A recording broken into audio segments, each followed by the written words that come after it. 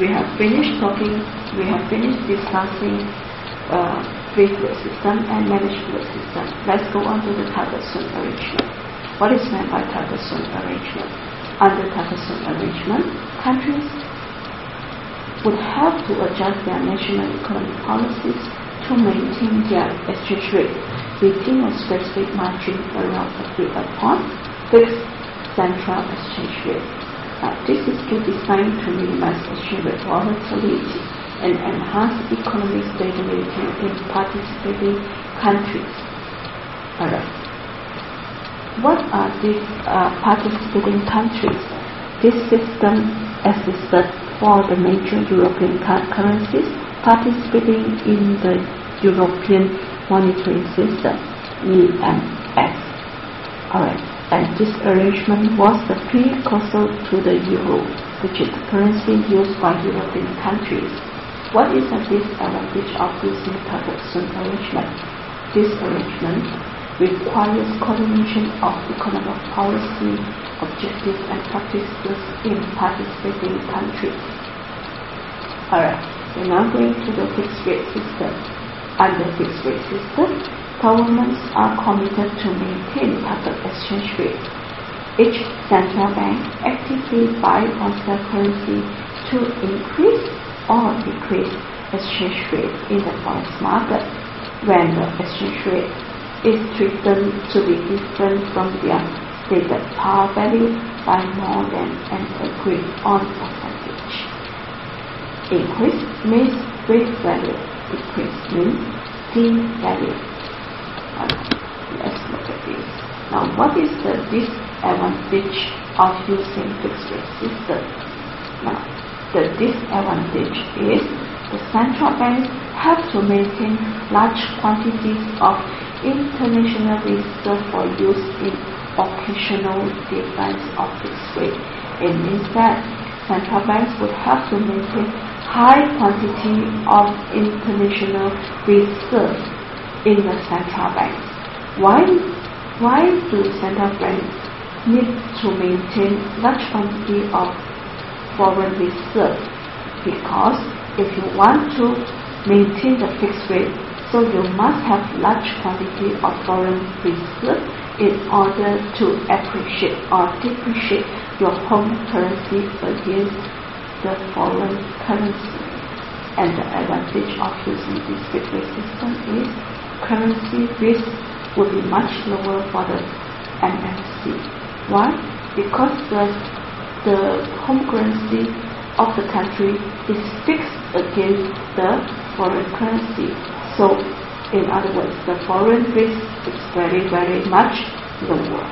Now, take for example, Thai Central Bank wants to fix the value of baht at 25 baht per dollar, and the market clearing exchange rate was 20 baht per dollar. It means that based on market demand and supply, the value of baht is 20 baht per dollar, but the Central Bank of Thai wants to fix it at 25 baht per dollar.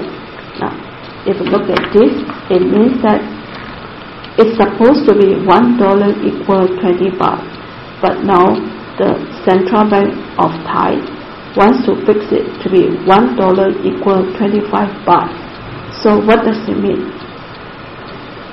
Baht is depreciated or appreciated.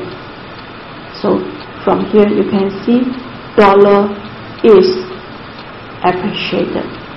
If dollar is appreciated, means baht is forced to be depreciated. So at 25 baht per dollar. So there is an excess supply of dollars. So the central bank buys baht and sells baht and buy dollars, but is undervalued. Well, is depreciated. Is forced to be depreciated. Why the Central Bank of Thailand choose to have an undervalued currency? Why Central Bank of Thai wants to depreciate its home currency? Because the reason is because Thailand wants to stimulate its export.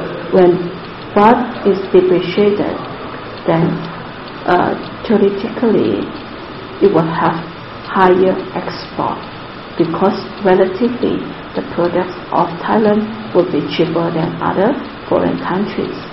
Now let's look at the other example where Thai central bank wants to fix the value of baht at 15 baht per dollar, and the market value for the baht was at 20 baht per dollar. It means dollar depreciate. If dollar depreciate means baht is forced to appreciate. So why does the Central Bank of Thailand wants to appreciate Thai baht? Right? Why? Because when the currency is appreciated, then it will encourage more capital to come in. So they will have massive capital inflow. Why? When MNCs set up their plant in Thai, so when they are transferring the profit back to their home country, so you were able to convert to more home currencies as baht is appreciated. Going to the last assured system, hybrid system. Now this system is a mix of free float, managed float, and packed system. Okay, we have finished the first part of the lecture, which is assured system. Now we are going to the second part of the lecture, is international monetary system. Okay, we are now going to the second part of the lecture, international monetary system. Basically, it is about the history of monetary system. The first official monetary system used was the gold standard. It was used in 1876 to 1930. Now, under the gold standard, each country are to set the rate at which its currency unit could be converted to a weight of gold. Alright, what does it mean? Now, let's see. Exchange rate between currencies were in fixed. Now, so there are two countries here, US and UK. Now, each currency's value was fixed against gold. So gold is measured by ounce. So the value of USD is USD gold rate. So it was $20.67 per ounce. While for British pound was pegged at $4.2474 British pound per ounce. Alright, so if you wish to calculate the value of USD per pound, then you are to use the USD gold rate divided by British pound gold rate. So that's how you can get $4.8665 per pound. Now, under this standard, governments agreed to buy or sell gold on demand with anyone at its own fixed parity rate. So because of each country had fixed the value of its home currency in terms of gold, so exchange rates therefore are fixed. Disadvantage of using the gold standard is these countries had to maintain high quantity of gold reserve in its banking system to peg its currency value. If you do not have enough gold reserve, then you will not able to fix the currency value at the gold rate. Alright. Now this standard was used and worked until the breakout of World War I, which started in 1940. Now, during the period of World War I to World War II, alright, there is between 1914 to 1944, currencies were allowed to fluctuate a little bit in terms of gold. Now, because due to the world wars, so there was a very low volume of international trade. Alright, so then US had to devalue its currency. Devalue means depreciate. So US depreciated its currency to $35 per ounce from 20.67 ounce before World War I. So you can see, before that, before World War I started, one ounce equal to $20.67. But during World War I and World War II, 1 ounce equal to 35 USD. So it means USD depreciated. Now, after World War II, the USD remained the only major trading currency that was convertible to gold. Alright. So after World War II, there was an agreement made. So the agreement was named as Bretton Woods Agreement. Now, it was created after World War II. So Bretton Woods Agreement established a USD based on monetary system and created two new institutions. There are IMF and World Bank. You should have heard about this name. So as I already mentioned, only USD was convertible into gold after World War II. So because of that, so each country, if you want to convert into USD, so you are to convert to USD first, then after that you only calculate the gold par value. Alright, because other than USD, the rest of the currencies were not convertible into gold. Now, what is IMF? International Monetary Fund. Now, you should have heard about IMF. IMF is a key institution that was created to help currencies defend their currencies against any cyclical, seasonal, or random occurrences.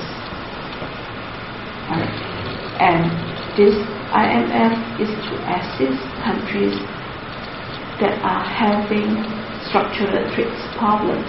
Now, for example, during 1997, IMF had assisted a few of Asian countries in solving crisis problems, but Malaysia rejected the assistance offered by IMF. The second institution formed under Bretton Woods agreements was World Bank. World Bank was help fund post-war reconstruction and then to support general economic development of World Bank. Now we are going to the third part of the lecture, that is European monetary system. We are now going to the third part of the lecture, EMS, European Monetary System. Basically, it's about the history of European monetary system, EMS.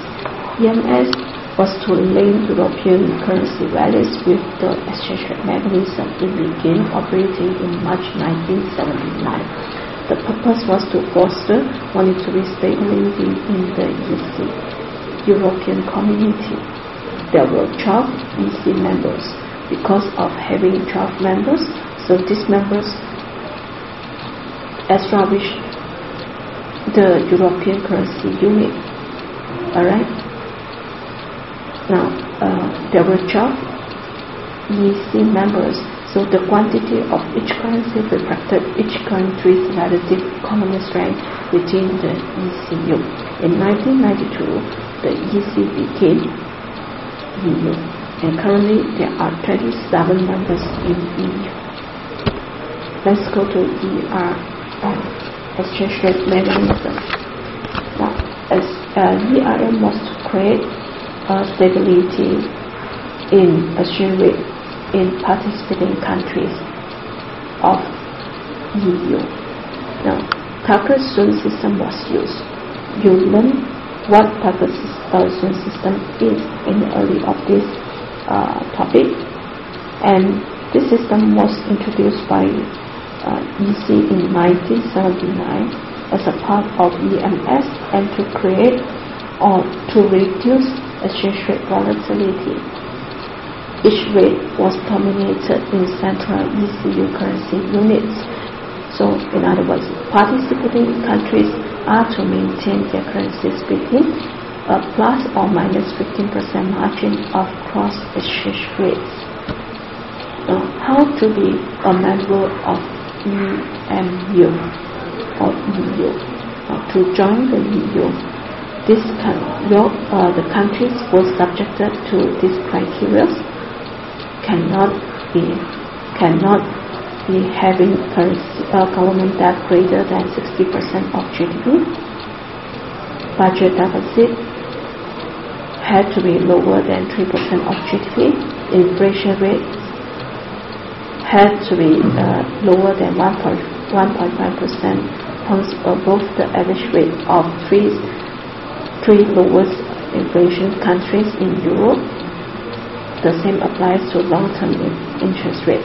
Cannot be greater than 2% point above the average interest rate in the three lowest inflation countries in Europe.